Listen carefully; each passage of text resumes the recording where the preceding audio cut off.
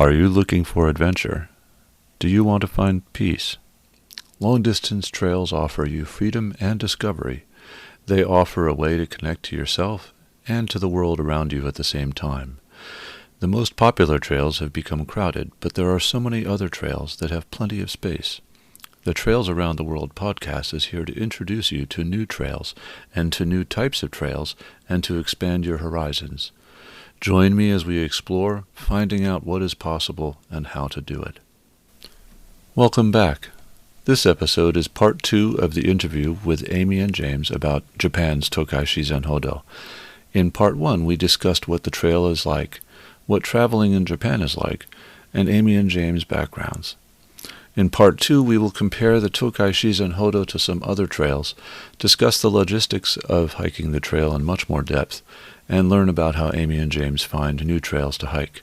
We rejoin the conversation now as we were delving into comparisons of the Tokai Shizen Hodou to other trails. How did the Tokai Shizen Hodou compare to other places where you have adventured before? So that question is a little bit hard to answer, because what's important to me, both within one trip and across a year or 5 or 10 years of trip, is diversity. So what I'm really looking for is something that's different than where I've been in the past. So how it compares is that it's really different from anything else. And in that sense, it's fantastic.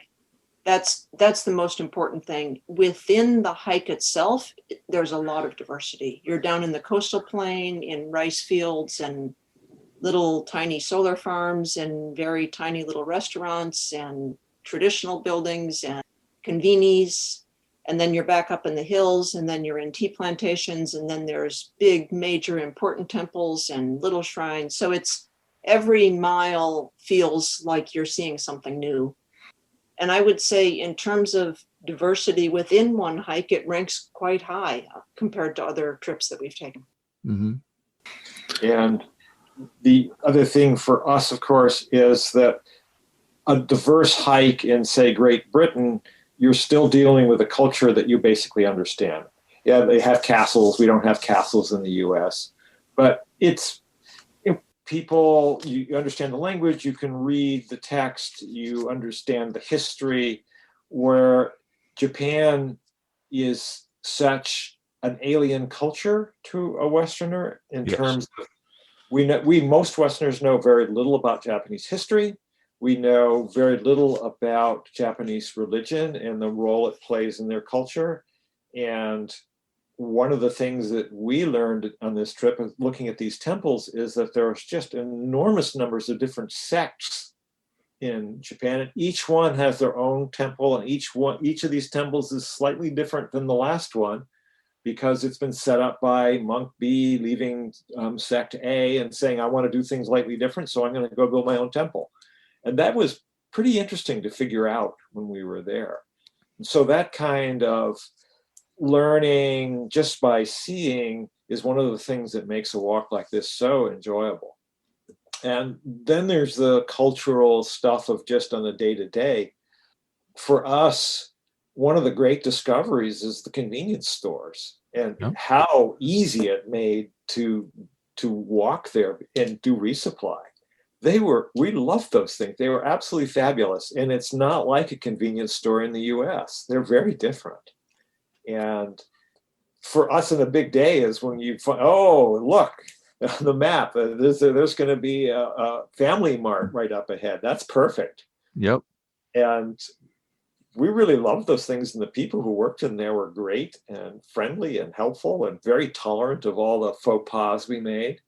And so that kind of experience is different than going to a place where it's a little different but kind of similar, and you can figure it all out immediately. And it kind of says, oh yeah, this is just like at home, except they drive on the other side of the road. This is very different. Japan is extremely different than other places.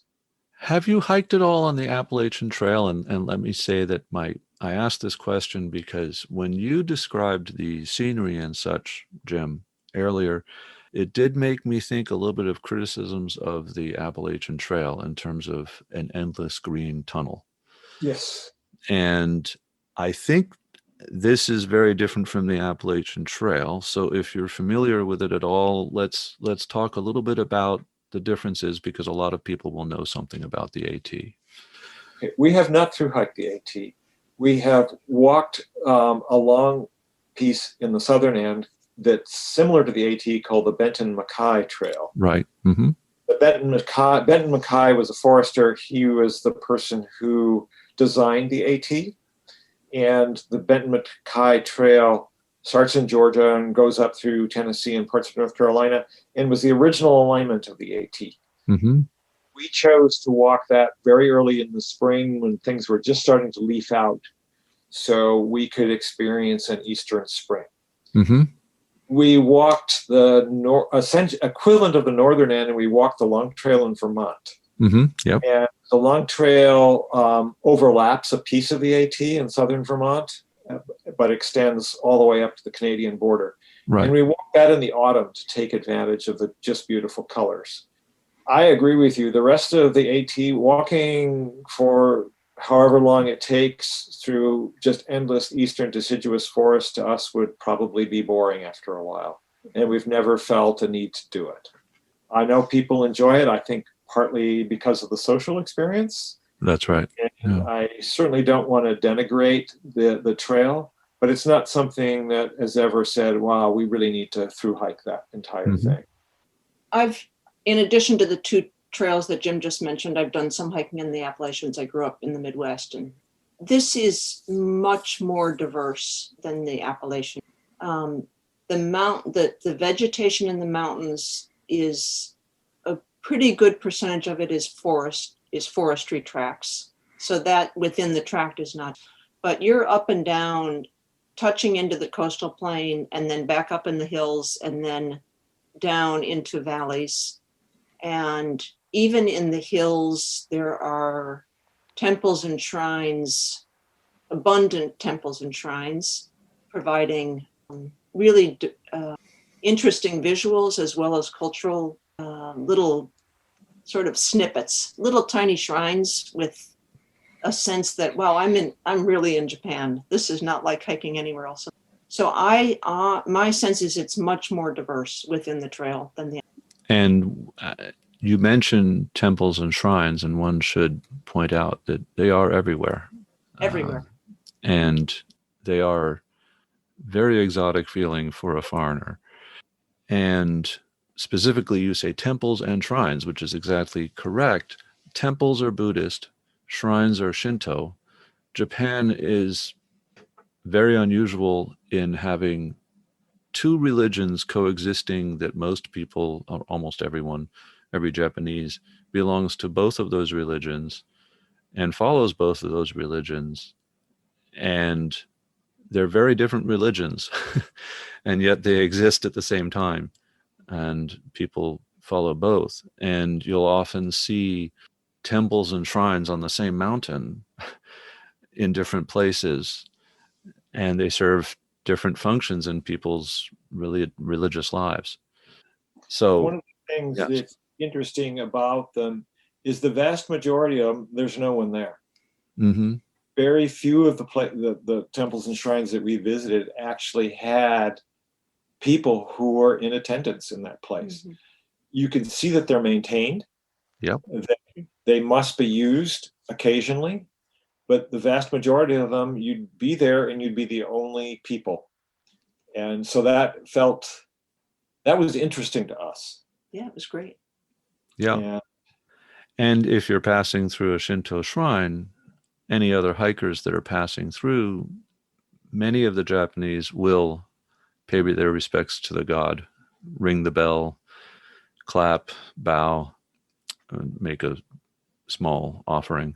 We were taught how to do that properly. We met a Japanese hiker who took an interest in us Mm-hmm. at a shrine, and he spoke enough English that he was able to explain some of the rituals to us, which made it much more interesting. Yeah. And one could ask almost any Japanese person and they would probably show you. But certainly developing some relationship with someone in that way is much more rewarding. So let's get a little bit into the logistics here. When did you undertake the trail? We walked it in May of 2018. And we alluded to earlier that the summers are hot. Spring was a fabulous time to do this. We chose the time we did it because we expected most, or if not all, of the snow would be gone in the mountains, and it proved to be so. We had very little snow to deal with. But before it got hot and humid, and the cicadas came out and made a huge racket, we understand that it's also a good thing to do in the autumn, Mm-hmm. but this worked out for us in terms of our scheduling. You want to be before the rainy season in late May, June. And if you do it in the autumn, you probably want to be after typhoon season, which can stretch into early October. So June to September is probably not the time. And December to February or March is probably not the time. They're high enough mountains that if they were snow covered, you'd have to deal with snow camping and potentially have to carry snowshoes or skis to be able to cross some of the passes. Yeah, and it would be a terrible, terrible ski route because you're on these long, steep stairways that would be not right for skiing. Not really right for snowshoeing either. You would probably run into a situation it would be difficult to get through, and you might have to just back off. If you were a really serious snow person, you could handle it without a problem, but I think it would take a lot of the fun out of it. My general impression is that the altitude runs at about, say, a few hundred meters up to a little over 1,000 meters, which would be like 1,000 feet to 4,000 feet. Yeah, I don't remember specifically, but that sounds about right. If you've looked at it more recently, you would have better data. Well, it gets pretty low in some of the coastal plains. Right. Where you're down where it's flat, and you're probably only a few hundred meters, I would guess, in some places. Mhm. Right. But I said that partly to emphasize that a good deal of it is up at close to 1,000 meters. Yes. And that's 3,000 feet. Yes. So it should not be underestimated in that way. Yeah, we actually had snowfall, small amounts of snowfall on a couple of occasions while we were walking it. Not enough to cause any problems, but it was, this was in May even. Right. You mentioned that you're retired, so time constraints were not really there, and you always build in extra time on a trip like this. And actually, as you mentioned on your blog, or your webpage, you did another small through hike after this. So how long was this trip in terms of both distance and time? The route that we walked, which was one of the variations, was about 590 miles. It started in Osaka, and we ended up in one of the suburbs of Tokyo. And we were on the trail for 36 days. So 590 miles would be about 1,000 kilometers. Almost 1,000 kilometers. Yeah. What have we missed in terms of cultural or historical factors that you would want to mention about this trail? Yeah, so neither of us, we have really just a surface understanding. Having done some business with Japanese colleagues, we have a little bit of an understanding of some of the cultural differences. But a lot of the cultural experience was just seeing day-to-day life as opposed to substantial, important, historical kinds of things. One of my favorite parts of the whole trip were the manhole covers.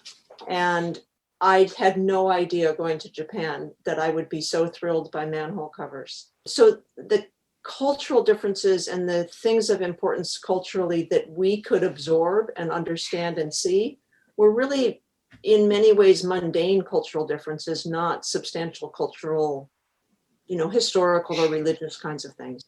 Manhole covers, we shopped someplace where the woman used an abacus, which I had no idea people were still using an abacus.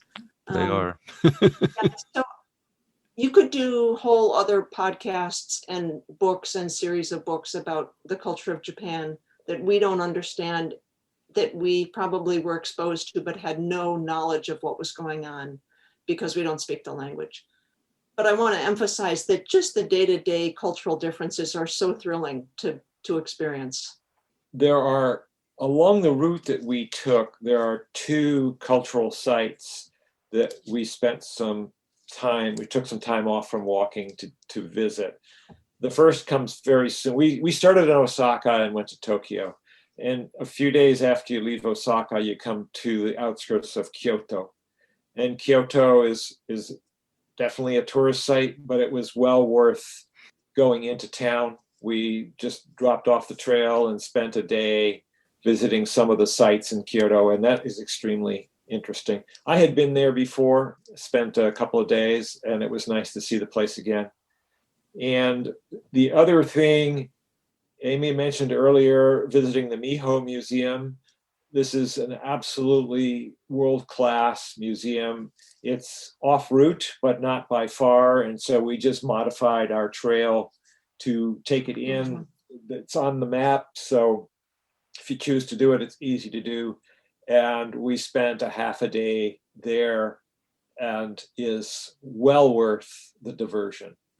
The other major cultural thing that you see, of course, is Fuji, and the trail circumvents the north side of Fuji. It does not attempt to climb it, and climbing Fuji in the wrong season is not something that's recommended. Not at all. But you get to see the mountain from many sides for many days. Yes. And this, of course, is one of the major symbols of Japan and is a highly revered place. I have friends who've climbed Fuji in the winter, and those same friends have had friends die while climbing Fuji in the winter. Mm. I would also say I've climbed Fuji twice, and just since people who do this route are going to think of climbing Fuji, I will tell you, you might do it just because it's a thing to do, and everybody who knows you're a hiker and knows you've been to Japan will ask whether you've climbed Fuji. It is not the best use of your time. It is a really boring climb. And when you climb Fuji, you're looking down on everything else. The most beautiful thing around is Fuji. So my recommended way of doing this is to climb one of the other mountains, for instance, the second highest mountain in Japan, Kitadake, which is just to the west of that in Yamanashi Prefecture, from the summit of which you can watch the sun rise behind Fuji. And it's much less crowded. The logistics are probably easier because Fuji has become so regulated, and there are no regulations concerning going up Kitadake as far as I know. So that's just one suggestion, but if you want to hit the high mountains in Japan, Fuji is not really the way to do that. It's just one mountain that stands out apart from others. So if you're a person who is into hiking high mountains, then that's probably not the place to go, unless it's just something you need to check off on your list so that you can answer that question. Everything that I've read about climbing Fuji says it's really a beautiful mountain to observe from a distance. It is a beautiful mountain to observe, but going up it, it's you and 5,000 of your closest friends in a long line. Yep. So moving on from Fuji, did you use any equipment for this hike that is different from your usual equipment that you carry? No, this is a very typical long distance walk for us where we are resupplying on a regular basis. And so we're camping every night and it's in the mountains. So we just took the same kind of backpacking trip equipment that we take anywhere else. Right. And your gear list is on your website if people are further interested in that. What was your base weight? Between 11 and 12 pounds, somewhere in that range. Yeah. For a trip like this is usually a little bit heavier than for a local backpacking trip because we're usually carrying a field guide for the birds. So that adds, and extra documents like passports and so forth. But other than that, it's all the same stuff.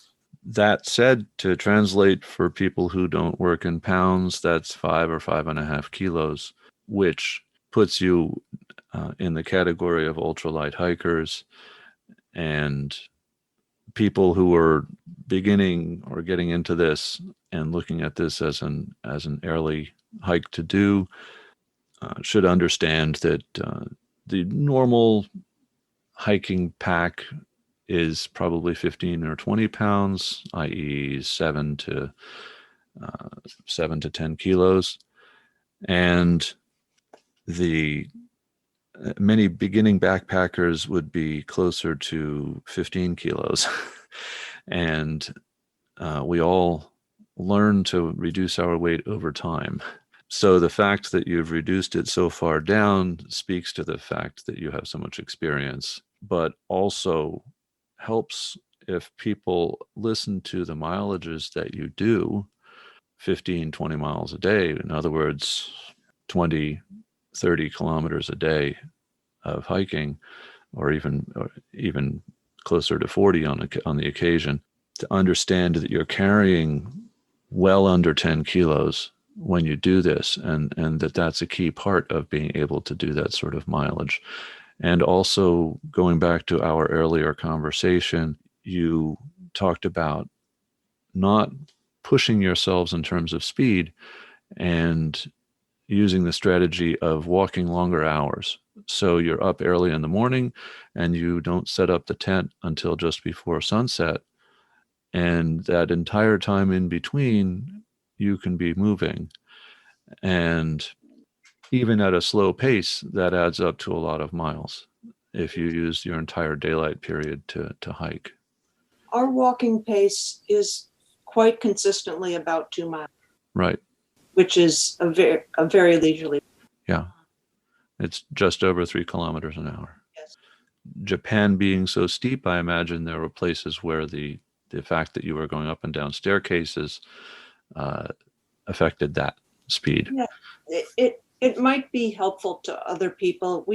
If we're on a trail that's not steep, that may be up and down, but where your stride is still a normal walking stride.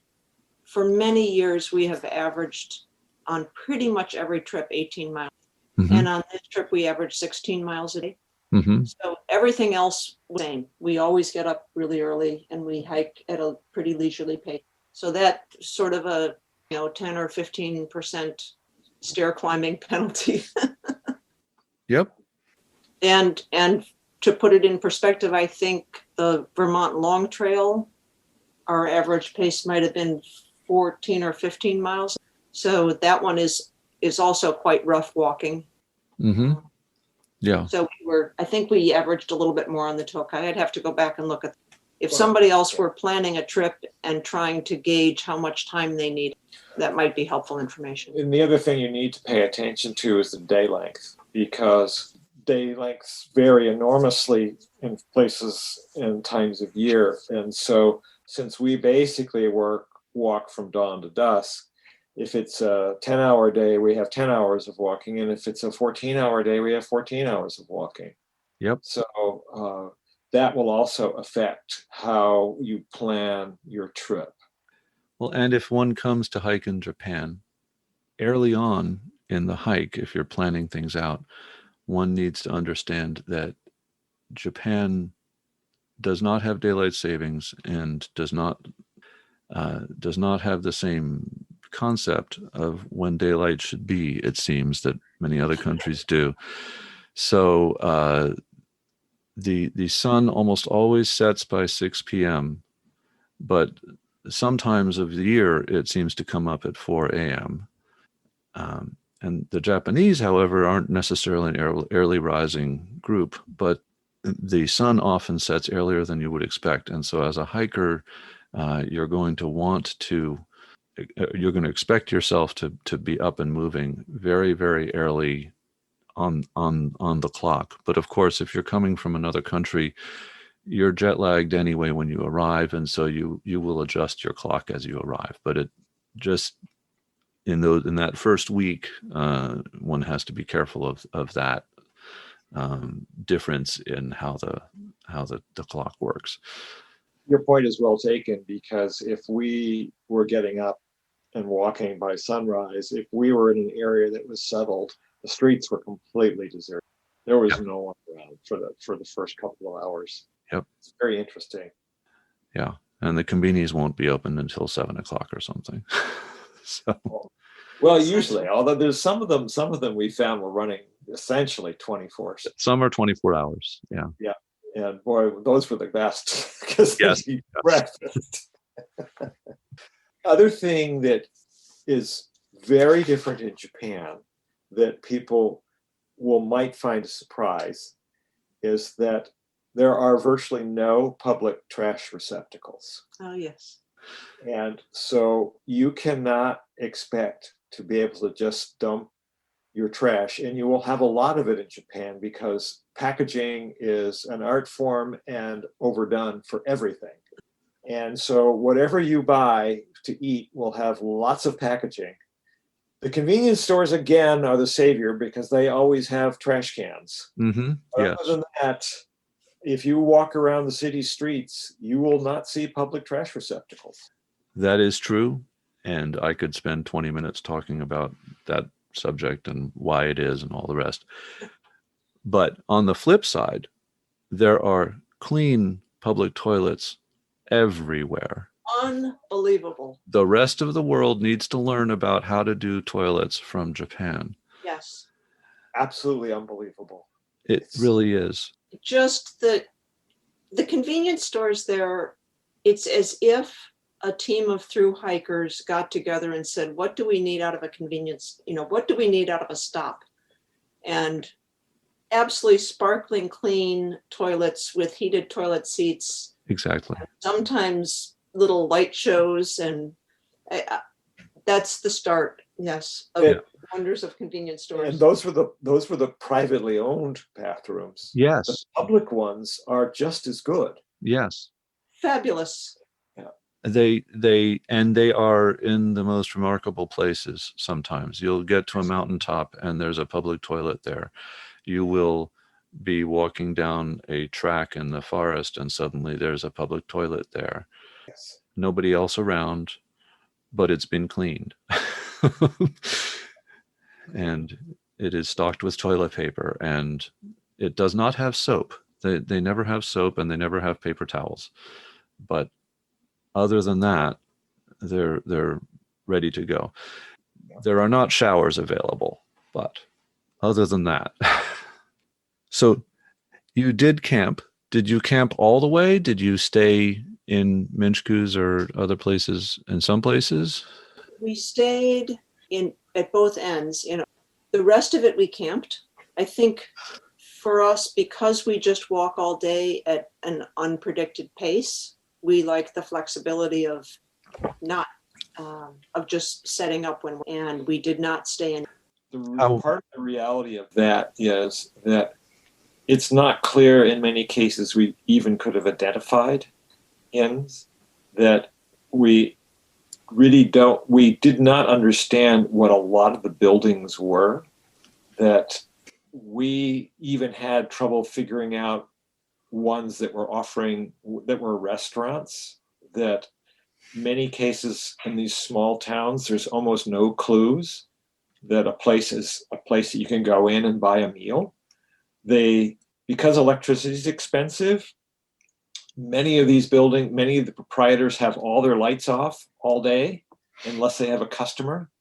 So you see a dark building with a sign in kanji that probably says Joe's Burgers in Japanese, but it would be like coming to the United States and not speaking English and seeing a sign that says Joe's Burgers. What does that mean? Mm-hmm. Or Kathy's. Yes. It doesn't mean anything to anybody. Whereas it obviously means something to someone if you speak the language. So we actually had a hard time identifying many of the places we went. And so what is that? Is that even a store? Can we go in and buy something?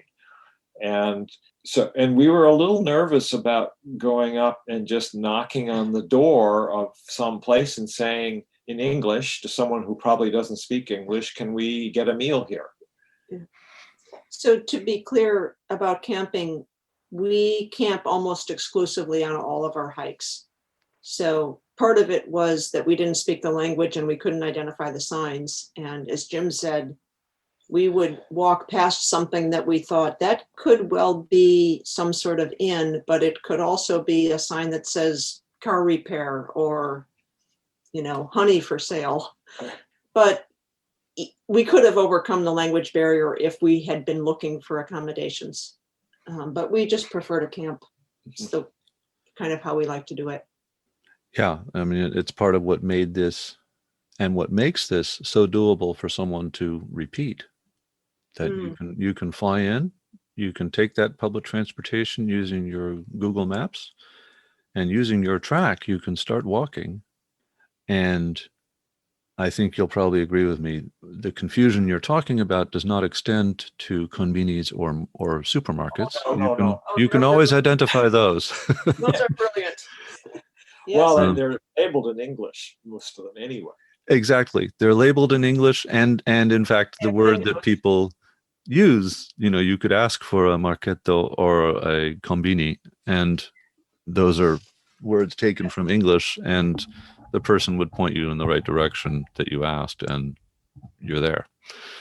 So we camped every night except for in the cities at the ends. How would you describe the camping? So it's interesting. In the United States, we understand the rules and the cultural norms for camping. We never camp on private land. And when we camp on public land, we know where it's legal. And when we camp in a park that doesn't allow camping, we understand that we're breaking the rules. When we travel in a foreign country, we rarely know what the official rules are. And in a country where we can speak the language, we can ask in shops or ask passerby or ask somebody in parks where would be a good place to camp. In Japan, we didn't have the language skills, and frequently we didn't see people for hours at a time. So we approach it that we just assume that it would be inappropriate to camp there. Because we don't know, that's the approach we take. And so we follow not just leave no trace camping, but don't be seen camping. We eat our picnic meal before we set up the tent. We wait until sunset. We find a place that's as discreet as possible. We don't make noise. We don't have fires. We don't have stoves. We don't have dogs. We don't leave trash. And then we break camp before the sun comes up. So our goal is to not be seen. And we've never had a problem in any country, including Japan. In Japan, there were times when we camped where somebody did come by and they would just wave and nod, and we would wave and nod, and nobody seemed to mind. If they did mind, we didn't know that they minded. Thank you. How was the terrain for camping? The places that you found, were they off in the woods or? Because the terrain is so steep, it's not really possible to just go off in the woods and camp. Well, we use a tent, we don't use hammocks. So people who use hammocks would have a different experience. But for us, we were camping nearly always in some place that had been cleared for some purpose. There are a lot of picnic areas. I shouldn't say picnic areas. There are a lot of small clearings with a picnic shelter and a picnic table along the trail. They don't appear to be set up for camping, but they're often very suitable for camping in terms of having enough space to set up a tent. So that would be a fairly typical campsite, would be in the woods, but in something that had been cleared as a picnic area. But to be clear, there are times when we were in more developed areas. Yes. And we would poke around until we find a place that just seemed like, okay, there's not going to be anybody here.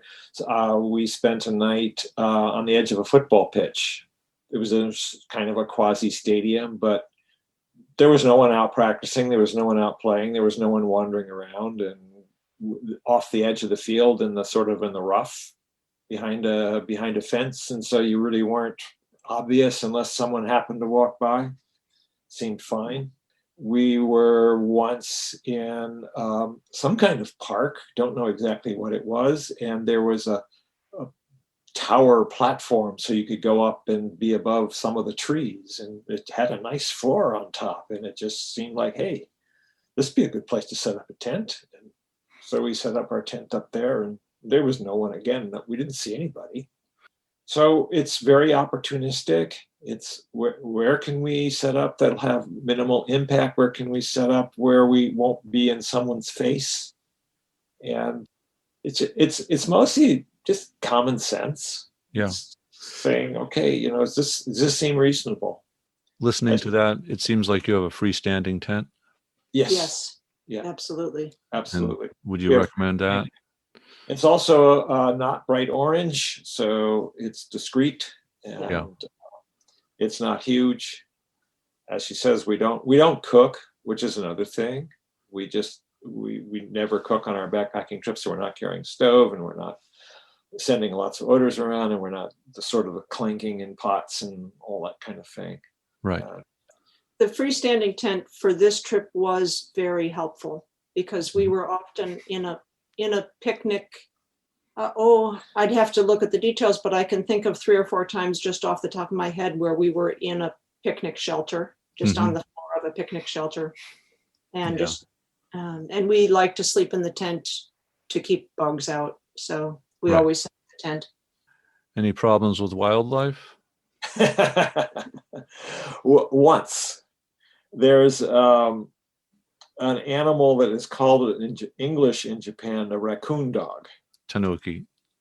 And toward the end of the trip, we spent a night in a national park campground. There were probably 300 or 400 sites in this park, and we were the only people there. The place was completely deserted. It was off season. And so we just picked a site and put our tent up. And apparently the Tanokis there know that tents have food in them. And he tried to get into our tent that night. It's the only time in my experience ever in camping that we've actually had a direct animal attack on a tent while we were in it. Yeah. So we just picked up, and there were some near the campsite. There were some rental cabins. Cabins, and so we just moved and set up on a cabin and hung all our food from the rafters, and that was the end of that.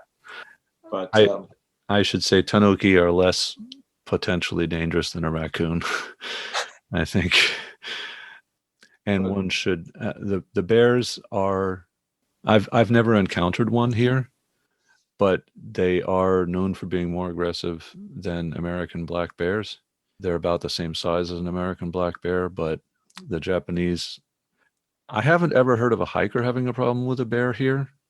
It's usually people who live out in a remote village and are out alone in the woods, not hiking at the wrong time of day. And there are bear attacks on people in Japan, but I've never heard of it being a problem for hiking. We saw a lot of signs warning about bears. Yes, you do.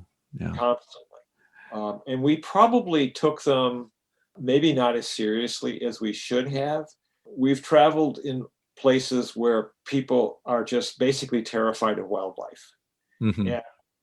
When you tell them you're hiking, they say, well, what about this and what about that and what about that? We've never, ever, ever in 50 years of hiking had a significant wildlife problem. Right. And so maybe we've become complacent, but we've hiked in the Sierras again for 50 years, and we've never had a bear in camp ever once. And we take precautions. Exactly. But so I don't want to tell people don't worry about bears. I would say, it's something you should at least be aware of. They're there. Yeah. But as you're saying, this is not to say don't take precautions. Hang the food, carry a bear bag.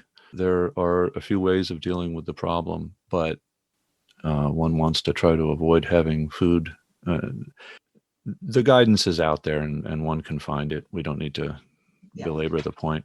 But there are also some concerns with snakes.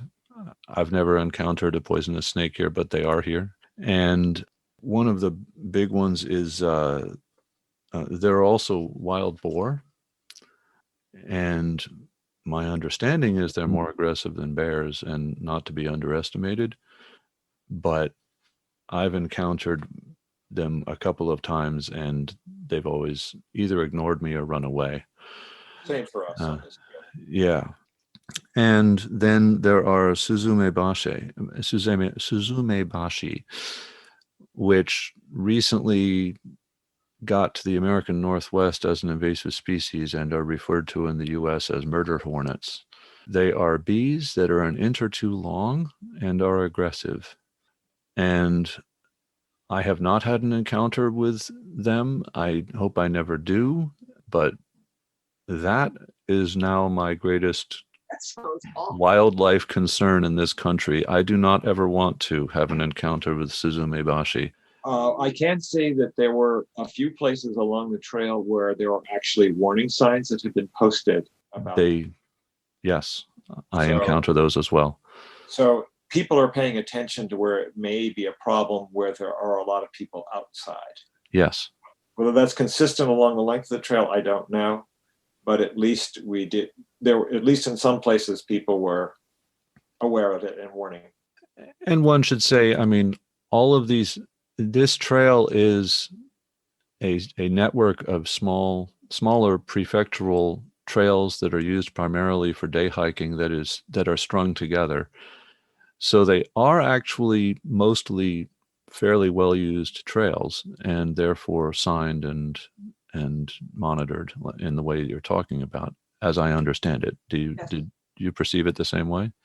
Well, yes and no. I think you're correct that when they established this network of trails, they mostly repurposed existing stuff. And in places we saw a lot of use, day use by people, that we would run into quite a few families and teenagers and young adults out walking, obviously for an hour or two or three. But there were also stretches that would go for 6 or 7, sometimes 8 hours, in which we would not see another person. Yep. So I think the use varies enormously depending on how close you are to any kind of population center, and maybe the time of day or the day of the week in which people have free time. Yes. It was surprisingly empty of people for long stretches.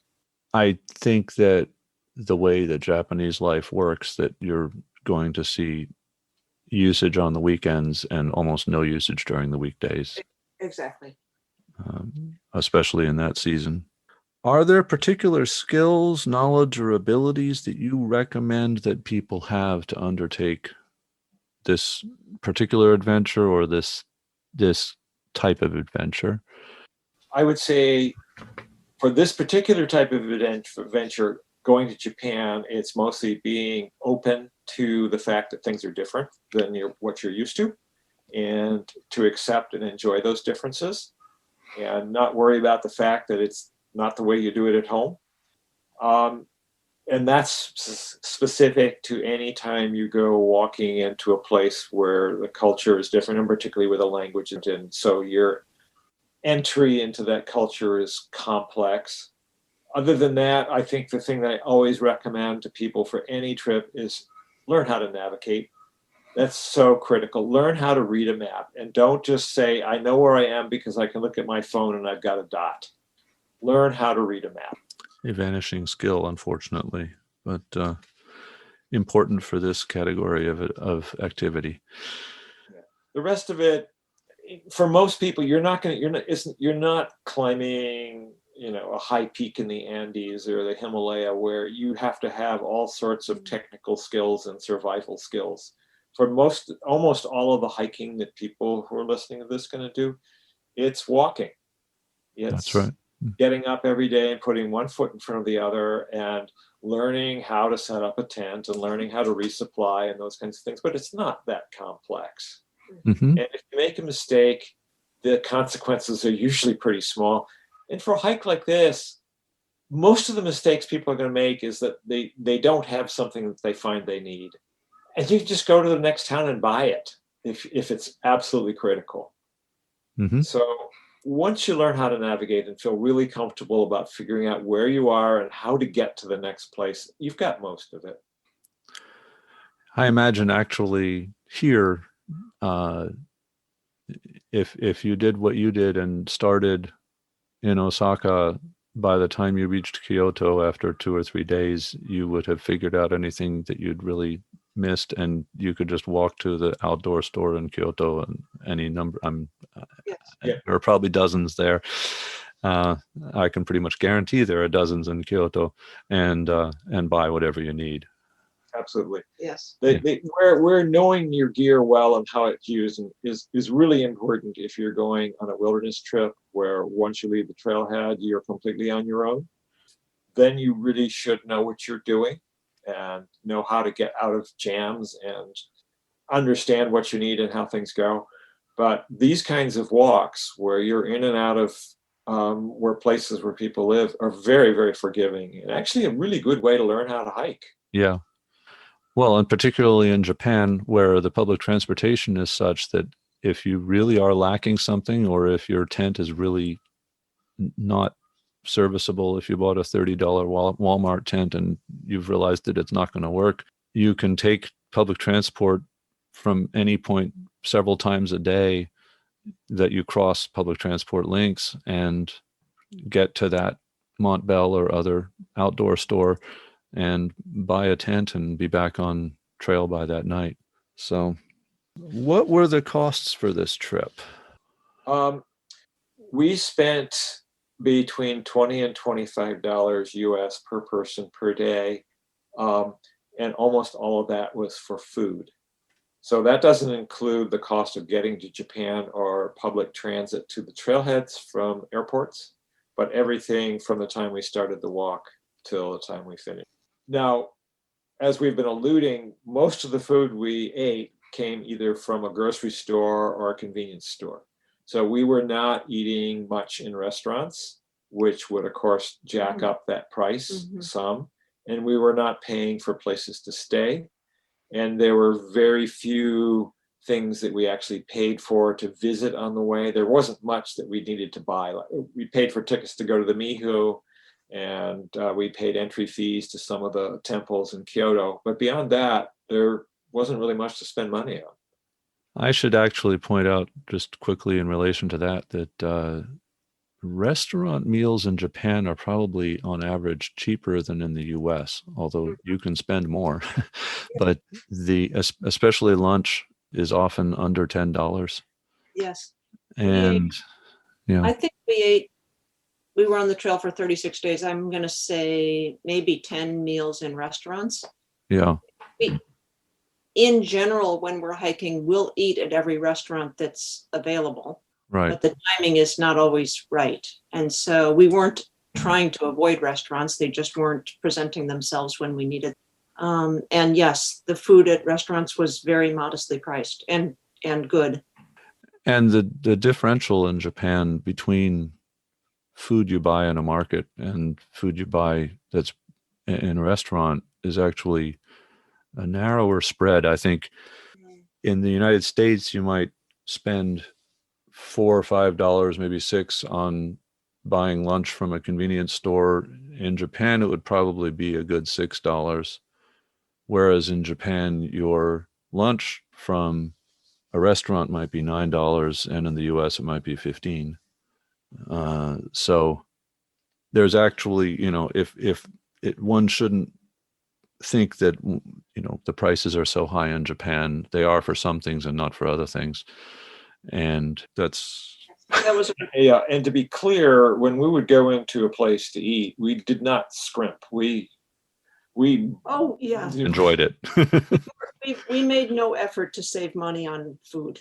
Yeah. So we bought whatever looked like what we wanted to eat. And a lot. Right. We ate a lot. And the risk of being repetitive, the convenience stores were absolutely perfect because you can go in and they have lots of sort of things that you can buy that you can eat on the spot. And they always have some hot food available. They have pot stickers and they have sticks of chicken or beef, and you can buy rice balls, and they always have coolers full of, well, really full of beer, if that's what you like. And almost all of them have a counter where you can sit down and just eat in the store, and you can recharge your phone while you eat in the store. And if you find you need something else, you just go back out there and buy another chicken stick or whatever. Right. Well, Jim neglected to say that they have fresh meals delivered at least once, and I think I was under the impression sometimes twice a day, that are full meals, noodle dishes or rice with vegetables or meat or whatever, or soups. And they have microwaves behind the counter. So you pick out what you want to eat. And for us, it's quite advantageous to be able to see what is on offer, because when we went into restaurants, we had absolutely no idea what anything was. Right. And so we would just point to something on the menu, having no idea what we were going to be getting, because they didn't speak English and we didn't understand the language. So in convenience stores, we could pick out what meal we wanted, and then they heat it up, and then they have seats. So it was great. I never would have guessed that convenience stores would be a highlight of the trip. But. And as I mentioned earlier, in general, everybody who worked in them was extremely friendly and tolerant of the gaijin who walked in there kind of stinky, kind of dirty, with a big pack, and waddled around their thing and put the money in the wrong place on the counter, and put the basket in the wrong place. And we learned all sorts of customs that were interesting. Yeah. And how you deal with it. And I thought in the end they were quite fun. One was that we understood is you always hand them the bills, and you hand them in a certain orientation. But any coins, they have a little tray on the counter, and you put the coins in the tray. Yep. And it took a while before we figured that out, but yeah. Well, especially now with the pandemic, that has become more, as you might imagine. So you don't touch each other. You put the money in the tray, and they take it from the tray, and they put the change back in the tray, so that there's no physical contact between you.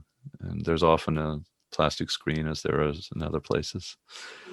So stepping away from talking about the Tokai Shizen Hodou to slightly more general topics, where do you learn about new trails? How do you learn about new trails? There's a couple of websites that we spend a little bit of time on that discuss those things. Backpackinglight.com is a general purpose backpacking site oriented to lightweight backpacking. And they have a lot of trip reports that get published on this. And so I poke through that site occasionally and just see where people have gone. And if there's something that's particularly interesting that we don't know anything about, you can link up and ask the person who wrote the report for more information. Mm-hmm. There is another site, what's it called? The Hiking Life. The Hiking Life, which is published by an Australian guy who has done more walking than anybody else I've ever heard of. And he has done all sorts of walks all over the world and publishes very good summaries of these on a regular basis, in which he gives you all the information you need to actually go out and do it. We have an internet acquaintance named Christine, who goes by the name of German Tourist, who is a woman who in her 30s, I think, very early 40s, on the sort of standard German, work hard, live, a normal life, threw it all in and decided what she wanted to do was spend her life outdoors. And she has hiked all over the world, very, very long walks that extend for thousands of kilometers, and has written very interesting reports about these things. And we've become internet friends and share information with her. And she has a number of walks that we've taken, we first heard about from Christine. I spend a lot of time just poking around the web, just seeing what I can find. You'll find a reference to some trail by some name, and you kind of track it down. And finally, we talk to other people when we're on walks and learn about trails that they've done that might be interesting. And then we have a lead and we'll go and research it when we get home. Thank you. Amy, did you have anything to add to that, or is Jim the main researcher? Or He's the main researcher. I'll just add one thing, which is Jim mentioned Christine's website. She writes very good summaries. So she hikes and paddles a lot. And she does sort of website entries that are day by day kind of things, but then she also has a consolidated, for this portion of the trail that went through France, here was my assessment of what it was like and who this is a good trail for. So we really appreciate her summaries and have made a lot of use of her information. Thank you. Of the trails that you have completed, which is your favorite? That was the question that I started to answer and realized that I can't answer, because I've liked almost every trail I've walked. There's been something that's memorable. And it's almost like saying, which is your favorite child? It's too much of a commitment. Yep. Amy's a little different. Yeah, I have a top 10. I don't have a single favorite, but I a couple of years ago, I forced myself to make a top 10 list. But I will say she cheats, because on her top 10 list, there are 15 trips we've taken to Utah. She just says Utah. And there's 30 trips we've taken to the Sierra Nevada. So she says the Sierra Nevada. So her top 10 list is actually not 10.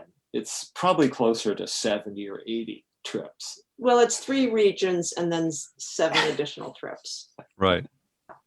And I don't think she's updated it for quite a while. So I think it's still accurate. Is it? Yeah. So it's we have an article on our website of my top 10. Yeah, but take it with a big grain of salt. Well, he doesn't like my structure for a top 10, but it's my list, so I'm standing by it. Well, you're very different people, and that, in a sense, is what makes your website so good, that you have these 2 different perspectives, and you've been married for decades, and that you're each other's perspectives and love them, but they're very different, and so a person can relate to one or the other and get a better understanding from the fact that one's getting 2 different perspectives. Mm-hmm. Good, and I'm glad you find it useful. Yeah. So listeners might have figured out that I do give interviewees the questions ahead of time. So that's why we're referring to the fact that you know the question. What is the trail that you dream of doing? Well, it's almost whatever the next trail is on the list that we have. I have a long list of trails that we might potentially do. Mm-hmm. We had planned to do a long loop hike in northern New Mexico this spring that isn't well known, and that I spent a lot of time both researching using maps and other data and in conversation with the guy who had first put it in. But it required resupply in very small towns in New Mexico. And with COVID, that's not really practical or fair to the people who live in those towns. They don't really need outsiders coming in. And so that got put on the back burner, and perhaps next year it will be possible. But it looks like a beautiful walk through the mountains that include Bandelier and Pisa Taos and the Wheeler Range and so forth, that is well laid out and has a lot of variety in terrain and habitat. A couple of swim crossings of the Rio Grande River that have to be done. So it's an area that we had traveled through on bicycles years ago and thought was just beautiful. And this new loop looks like it could be a really good walk. Amy? Well, I'll also mention the one that we may or may not be able to do based on conditions. We have a plan to paddle the Sacramento River as soon as next week, and I'm looking forward to it. But as most people have heard, California's had smoke problems. Right. And so we're just monitoring to see when the air quality is good enough to want to be outdoors. But that would be a very fun trip. We don't do much paddling. We've only taken one canoe trip together, but it's the major river in California, and it's close to our home, and it's doable and would be a fun and interesting change of pace. Yeah. Mm-hmm. And we'll see if we're able to do it. I mean, we could do it, but I'm not sure it would be enjoyable if it stays as smoky as it's been. Yep. And what is the best way for listeners to find out more about your adventures? Our website is called doingmiles.com. Doing miles is one word. And in there, we have individual articles about a large number of trips. And our focus on the website is to provide enough information for someone to go and plan a trip. It's not written from the point of view of this is what I did today, and this is what I did the next day, and this is what I did the following day. It's here are the resources, here are sources of information, here are maps. We include GPX tracks of each map that you can download. We have a photo gallery so you can get a sense of what we saw on the trips. And we each write our own individual assessment of what we felt about that particular trip. How did it resonate with us? But it's very data rich and very chatter thin. It's a wonderful website. And I really appreciate it. As I said, I found this trail through your website. So much appreciated. And listeners who are looking for trails to do, which is the focus of my podcast, another good textual source is your website. So, and you've mentioned a couple of others that are also a good source. Backpackinglight.com is a subscription-based website, I think. They have some... I think the forums are free. Yes. I think at least reading the forums, if not posting to the forums. I'm not sure. Yeah, reading the forums is a free service. All right. Some of the things on the site are free, and some are that sounds right. Pay. Yeah. Their primary focus, ultimately their primary focus is gear. Right. And the people who put it together are extremely experienced and very, very reputable in the field. Yep. Another site that has some good trip information and a lot of really excellent, well thought out gear information is called adventureallen.com. Mm-hmm. And so Alan Dixon was one of the founders of Backpacking Light. He's since gone off and done his own thing. But he has also a number of useful trip reports and extremely well-researched and thought out advice on gear. Much more so than we do. Mm-hmm. Right. Well, Jim and Amy, thank you so much for joining us today. It's been a wonderful time talking to you, and you've given an enormous amount of information, and I hope it helps people to discover this trail, both people within Japan and outside of Japan, to broaden their horizons and discover new places and discover this way of accessing Japan that I think very few people think of. Thank you for the opportunity to... Yeah. I would like to add one more thing. Please do. And that is, if after listening to this, people have further questions, they can contact us through the website, and we will do our best to answer. Thank you. All right. Thanks very much. Yeah, thank you. It's been a lot of fun. Great deal of fun. Thank you again to Amy and James for this wonderful interview.